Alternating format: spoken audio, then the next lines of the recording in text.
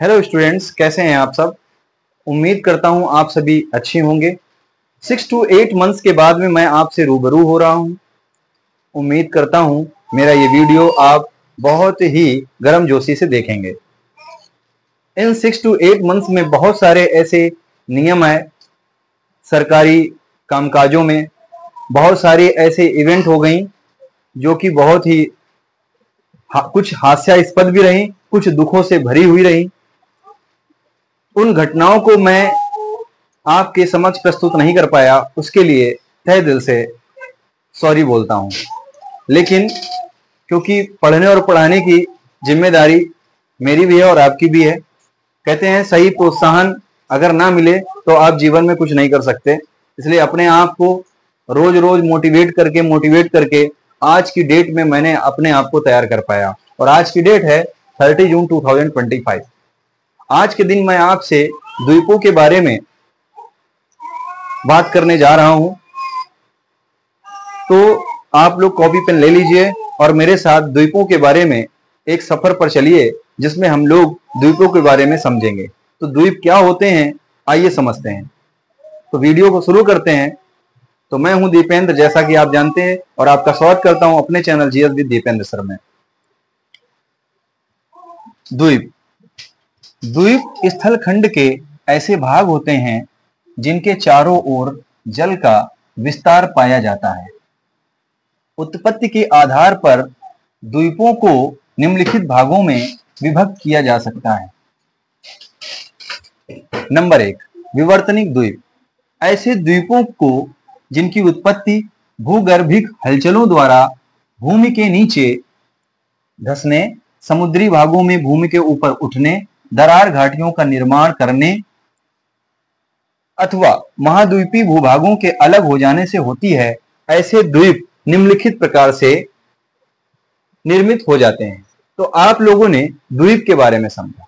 द्वीप क्या होता है? द्वीप ऐसे स्थल खंड होते हैं जो कि जल से चारों तरफ से और जल से घिरा हुआ हो। ऐसा जो ग्रुप होता है जमीन का, उसको द्वीप कहते हैं, या स्थल खंड जो चारों तरफ से जल से घिरा हुआ होता है या विस्तार में पाया जाता है, ऐसे स्थल खंड को हम द्वीप के नाम से जानते हैं। ऐसे द्वीपों को हम अलग अलग कारणों से वर्गीकृत करते हैं या विभक्त करते हैं। नंबर 1, विवर्तनिक द्वीप। विवर्तनिक द्वीप ऐसे द्वीप होते हैं जिनकी उत्पत्ति भूगर्भिक हलचलों, जो भू के अंदर यानी जमीन के अंदर कुछ ऐसी प्लेट्स होती हैं जिनके हलचल होने की वजह से, भूमि के नीचे धंसने से या समुद्री भागों में भूमि के ऊपर उठने से, एवं दरार घाटियों का निर्माण करने अथवा महाद्वीपीय भूभागों के अलग हो जाने से होती है। इनको हम विवर्तनिक द्वीप के नाम से जानते हैं।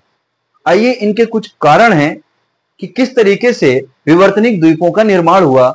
उन कारणों से हम समझ पाएंगे या उन उदाहरणों से हम समझ पाएंगे कि विवर्तनिक द्वीप कैसे बनते हैं। अभी तो आपने इसकी परिभाषा समझी, अब आइए कारण समझते हैं।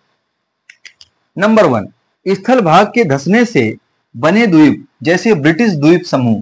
तो ब्रिटिश द्वीप समूह का जब नाम आता है तो ऐसे द्वीप समूह विवर्तनिक द्वीप समूह में आते हैं। और ये कैसे बने? किसी स्थल भाग के धंसने से, यानी धंसने से, धंस गए जमीन में। नंबर 2, समुद्री नितल के ऊपर उठने से बने द्वीप, जैसे अटलांटिक महासागर में स्थित पश्चिमी द्वीप समूह के अनेक द्वीप।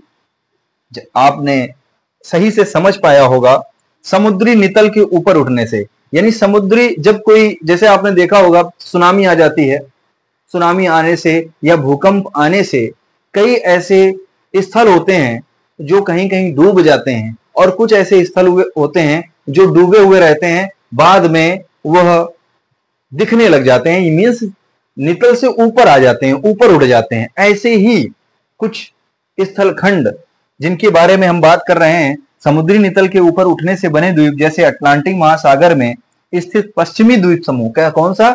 पश्चिमी द्वीप समूह। उन ऐसे बने हुए अनेक द्वीप जो कि विवर्तनिक द्वीप समूह में आते हैं। नंबर 3, भूभ्रंशन।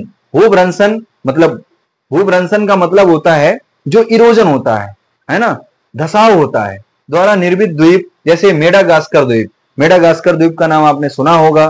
तो मेडागास्कर द्वीप भी विवर्तनिक द्वीपों में ही आता है और उसका निर्माण भूभ्रंशन के कारण हुआ था। नंबर 4, महाद्वीपीय प्रवाह से, जब महाद्वीपों का जो प्रवाह होता है, प्रवाह यानी कि जो निर्माण होता है, वो एक तरफ से देखने पर बिल्कुल दिखाई पड़ते जा रहे हैं, लंबी दूरी तक होते ही होते हैं, से निर्मित द्वीप जैसे आइसलैंड, पूर्वी द्वीप समूह एवं ग्रीनलैंड के पश्चिम में स्थित अनेक द्वीप ऐसे द्वीप होते हैं जो कि विवर्तनिक द्वीप समूह में आते हैं। तो विवर्तनिक द्वीप के समूह के कारणों को आपने स्पष्टतः समझा और ये जानकारी प्राप्त करी कि विवर्तनिक द्वीपों को असल में हम विवर्तनिक द्वीप कहते क्यों हैं और ये किन कारणों से और किन उदाहरणों से स्पष्ट हुए हैं। तो आइए आगे हम लोग अन्य द्वीपों के बारे में समझते हैं। आइए समझते हैं निक्षेप जनित द्वीप। निक्षेप का मतलब जैसा कि आप जानते हैं कि निक्षेपण होता है, महानदियों के द्वारा या नदियों के द्वारा लाए गए निक्षेपण से जो स्थल खंड बनते हैं या तैयार होते हैं, ऐसे स्थल खंडों को जो सागर या जल से चारों ओर घिरे हुए होते हैं वो आपके निक्षेपण जनित द्वीप कहलाते हैं। आइए समझते हैं निक्षेपण जनित या निक्षेप जनित द्वीप।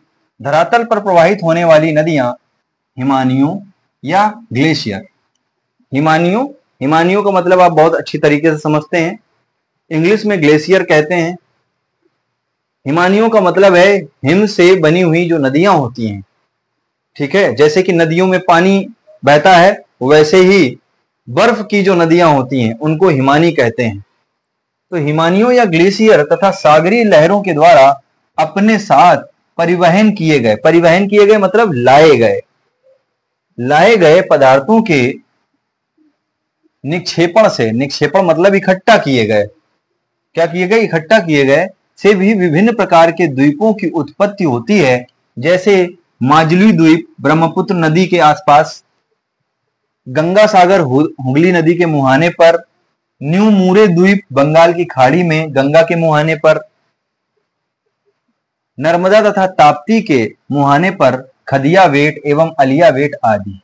तो आपने समझा निक्षेप जनित द्वीप कैसे बनते हैं और उनके उदाहरण भी समझ लिए। तो आइए समझते हैं अपर्दन जनित द्वीप। अपर्दन यानी कि अपर्दन का मतलब होता है कटाव। अपर्दन का क्या मतलब होता है, कटाव, यानी भूमि का कटाव। तो आइए समझते हैं। पहले तो आपने निक्षेपण से निक्षेप जनित समझा। अपर्दन का मतलब कटाव होता है, इंग्लिश में इरोजन कहते हैं। अपर्दन जनित द्वीप कैसे होते हैं? अपर्दन की क्रिया से बची कठोर चट्टानों के चारों ओर जल भर जाने से तैयार या अपर्दन मूलक द्वीप निर्मित होते हैं। ऐसे निर्मित द्वीप अपर्दन जनित द्वीप कहलाते हैं। आपने सही समझा जो मैंने बोला। मैंने कहा कि कोई चट्टान जब अपर्दित होती है यानी उसका कटाव होता है और कटाव होने के बाद में जो बचा हुआ हिस्सा होता है उसके चारों तरफ जल भर जाता है, ऐसे तैयार या निर्मित किए गए द्वीप या निर्मित किए गए स्थलखंड या निर्मित हुई वो चट्टानें, उनको हम अपर्दन जनित द्वीप कहते हैं। आइए उदाहरण से समझते हैं। जैसे ग्रीनलैंड, ग्रीनलैंड आपने सभी बच्चों ने इनके बारे में सुना है, ग्रीनलैंड के बारे में सुना है ना। ग्रीनलैंड हिमानियों के हिमानियों मतलब यानी कि बर्फ से जो बनी नदियां होती हैं उनको हिमानी कहते हैं। हिमानियों के अपर्दन से बने बैफिन द्वीप आदि या इत्यादि ऐसे द्वीप अपर्दन जनित द्वीप कहलाते हैं। ज्वालामुखी द्वीप, जैसे इसके नाम से ही स्पष्ट हो रहा है कि ये द्वीप कैसे निर्मित होते हैं। जब ज्वालामुखी फूटता है उनसे निकलने वाला जो लावा होता है वो लावा इकट्ठा होता है जाकर के, जब ऐसे मुहानों पर चला जाता है जो वो लावा एक जब चट्टान के रूप में निर्मित हो जाता है और उसके चारों तरफ जल भर जाता है, तो बस ऐसे ही जो द्वीप होते हैं वो ज्वालामुखी द्वीप के नाम से जानते हैं। आइए समझते हैं इसमें क्या दिया गया है। महासागरीय कटकों के सहारे निकलने वाले लावा का विशाल निक्षेप यानी विशाल जो भंडार है, जब पृथ्वी पर आता है और वो इकट्ठा होता है जाकर के कहां पर, महासागरीय कटकों के सहारे निकलने वाले लावा का विशाल निक्षेप जो समुद्री जल सतह से ऊपर आ जाता है को ज्वालामुखी द्वीप संज्ञा से मिला दिया जाता है या अभिहित किया जाता है या पहचाना जाता है। जैसे बैरन द्वीप एवं नारकोंडम द्वीप, बंगाल की खाड़ी और लिपारी द्वीप इत्यादि। तो इस तरीके से द्वीपों के विभक्त किए गए हिस्से को आपने समझ लिया। नंबर 1 विवर्तनिक द्वीप, नंबर 2 निक्षेप जनित द्वीप, नंबर 3 अपर्दन जनित द्वीप, नंबर 4 ज्वालामुखी द्वीप। तो 4 द्वीपों के बारे में आपने समझा। आइए कुछ ऐसे तथ्यों के बारे में बात करेंगे जो हमारे लिए जानना बहुत ही महत्वपूर्ण है। तो आइए कुछ महत्वपूर्ण ऐसे तथ्य हैं जिनके बारे में हम लोगों को समझना चाहिए। द्वीपों से संबंधित तथ्यों के बारे में सबसे पहले नंबर 1, संसार का सबसे बड़ा द्वीप ग्रीनलैंड है, जो आर्कटिक महासागर में अवस्थित है। यह डेनमार्क के अधीन है। आप लोग जानते होंगे कि आर्कटिक महासागर अर्थ के उत्तरी ध्रुव पर लोकेटेड है, यानी कि नॉर्थ पोल में लोकेटेड है, और यह डेनमार्क के अंतर्गत आता है, यानी कि उसके अधीन आता है। तो आपके लिए ये जानना बहुत ही जरूरी था और इसीलिए इन तथ्यों को आपके सामने मैं पेश कर रहा हूं। दुनिया का सबसे बड़ा द्वीप ग्रीनलैंड है, जो कि किसके अधीन है? डेनमार्क के अधीन है। बिल्कुल पॉइंट टू पॉइंट नोट करते जाइएगा, क्योंकि वीडियो के अंत में एक प्रश्न आपसे जरूर पूछूंगा और उसका उत्तर कमेंट बॉक्स में लिख करके आप अपना आंसर दीजिएगा। अभी तक आप लोग वीडियो को देख रहे हैं, तो अब आगे भी इसी तरीके से देखते रहिए। जो मेरे वीडियो पे पहली बार आए हैं, चैनल को सब्सक्राइब करें और लाइक करें, और यदि आपको पसंद आया हो, जो आपके आसपास कुछ विद्यार्थीगण तैयारी कर रहे हैं, तो उनको शेयर भी करिए। आइए आगे बढ़ते हैं। नंबर 2, प्रशांत महासागर का सबसे बड़ा द्वीप न्यूगिनी है। प्रशांत महासागर का सबसे बड़ा द्वीप न्यूगिनी है, जबकि हिंद महासागर का सबसे बड़ा द्वीप कौन सा है? बोर्नियो है। क्या है? बोर्नियो। नंबर 3, दक्षिण चीन सागर में स्थित प्रवाल द्वीप। कौन से द्वीप? प्रवाल, यानी जहां प्रवाल भित्तियां पाई जाती हैं, इसलिए उस द्वीप को प्रवाल द्वीप के नाम से जानते हैं। मतलब स्पार्टली उसका नाम है, एवं पार्सल, यानी कहने का मतलब है दक्षिणी चीन सागर में स्थित प्रवाल द्वीप स्पार्टली एवं पार्सल हैं, जो तेल के भंडारों को अधिग्रहित करते हैं के लिए प्रसिद्ध हैं। इन द्वीपों पर चीन एवं वियतनाम का विवाद है। चीन कहता है इस पर हमारा अधिकार है, जबकि वियतनाम कहता है इस द्वीप पर हमारा अधिकार है। तो इस पर विवाद है, कॉन्फ्लिक्शन है, जिसके बारे में आपका जानना बहुत ही आवश्यक है। नंबर 4, जापान के सबसे बड़े द्वीप का नाम होन्शु है। क्या है? होन्शु। होन्शु है, जबकि लुजोन फिलीपींस का सबसे बड़ा द्वीप माना जाता है। नंबर 5, केनरी द्वीप ज्वालामुखी द्वीपों का एक समूह है। केनरी द्वीप ज्वालामुखी द्वीपों का एक समूह है, जो अफ्रीका के उत्तर पश्चिम में स्थित है। कहां स्थित है? उत्तर पश्चिम में स्थित है, जो पुराने समय में यह फॉर्चुनेट द्वीप के नाम से जाना जाता है।